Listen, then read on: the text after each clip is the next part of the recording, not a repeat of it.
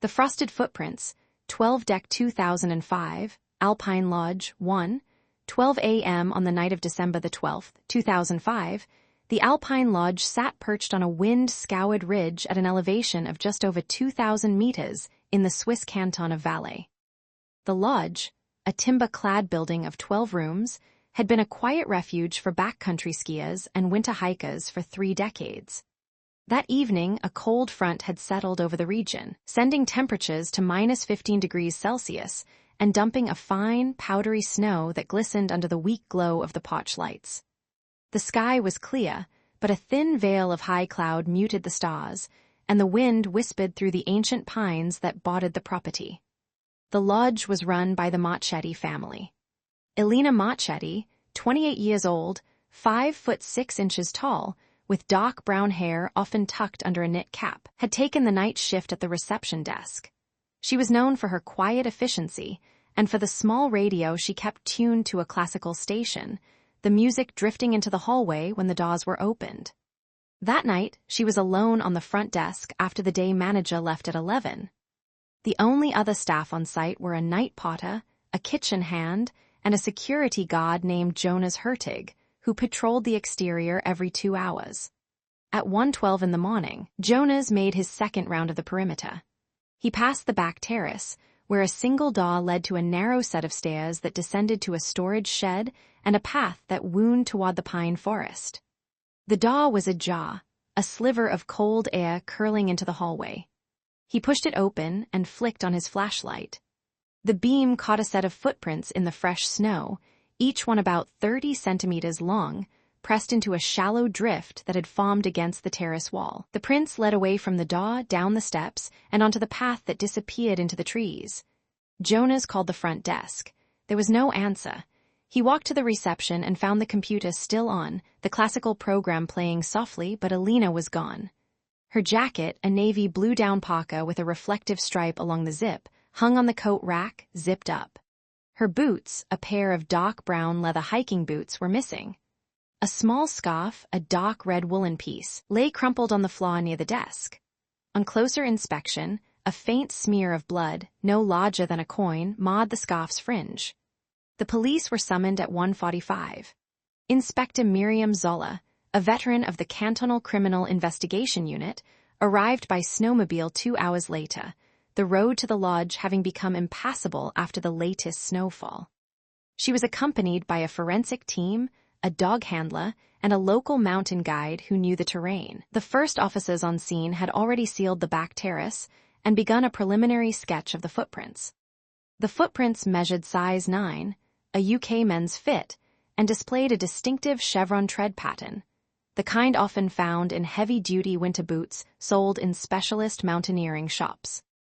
They began at the threshold of the back door and continued in a straight line for approximately 40 meters before reaching a steep drop where the path curved toward a ravine. At the edge of the drop, the print stopped abruptly, as if the walker had stepped into the void and vanished. No other prints, no drag marks, no signs of a struggle were visible in the immediate vicinity. Forensic officers collected the scarf, noting that the blood was consistent with a minor cut, likely from a fall or a superficial wound, and that the fabric bore a small, torn piece of reflective material that did not match the jacket Elena had been wearing. The reflective fragment was later identified as a segment of a reflective strip typical of the high-visibility jackets used by some ski guides and mountain rescue teams. Inside the lodge, the investigators reviewed the limited CCTV coverage. The system, installed in the hallway leading to the rooms, recorded a faint silhouette passing the front desk at 1:07. The image was grainy, the resolution low, but the figure appeared to be a male, slightly above average height, wearing a dark jacket and what looked like a red scarf around the neck. The timestamp matched the window in which Elena disappeared. The camera did not capture the exterior, so no visual confirmation of the figure's entry or exit was available. Guests were interviewed. Among them was Hans Brenner, a retired detective from Zurich, who occupied room 5 on the second floor. He told Inspector Zoller that he had been awake, reading, when he heard a muffled sound on the snow around 1:15. It was a crunch, then a pause, then a faint cry, not a scream, more a gasp. I thought it was a fox, perhaps caught in a trap. I didn't think much of it at the time. His account placed a possible sound near the location of the footprints. The night potter, a 22-year-old named Lars Hofer, reported seeing a light on in the kitchen at 12:30, but assumed Elina had gone to make tea. The kitchen hand, who left at 10, confirmed that all appliances were turned off before he departed. No other staff member recalled any unusual visitors. The search expanded the following day.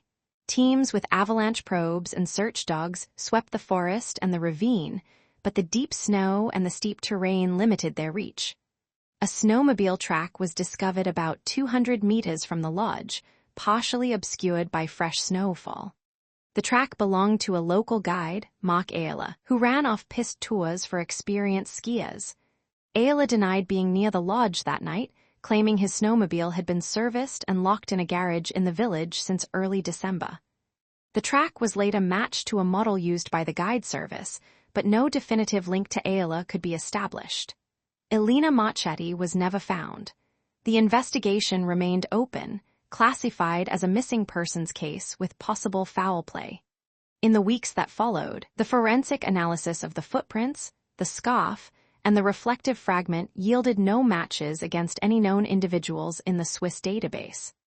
The CCTV image, while suggestive, lacked the resolution to identify a suspect. 3 years later, in the spring of 2008, a hiker discovered skeletal remains in a shallow crevasse about a kilometer downstream from the lodge. The bones were badly degraded, and DNA extraction failed to produce a profile that could be matched to any missing person, including Elina. The case was reopened briefly, THEN Chinese letter again, the mystery unsolved. In 2014, a journalist revisiting the case noted that local folklore had begun to refer to the back terrace as the frozen step, and that some guests claimed to see faint impressions in the snow on quiet nights, even when no one had walked there. The phenomenon was dismissed as a trick of the wind and the light, but the image lingered in the community's memory. The question that remains, unanswered to this day, is who left the frosted footprints on that December night and what became of Elina Marchetti. Was she led away by someone she knew, or did an outsider, unseen, draw her from the warmth of the lodge into the cold? The evidence, the footprints, the scarf, the fragment of reflective material points to a presence, yet no name has ever been attached to it. The case stands as a stark reminder that in the silence of a mountain winter, a single set of prints can vanish as quickly as a life, leaving behind only questions that echo across the snow.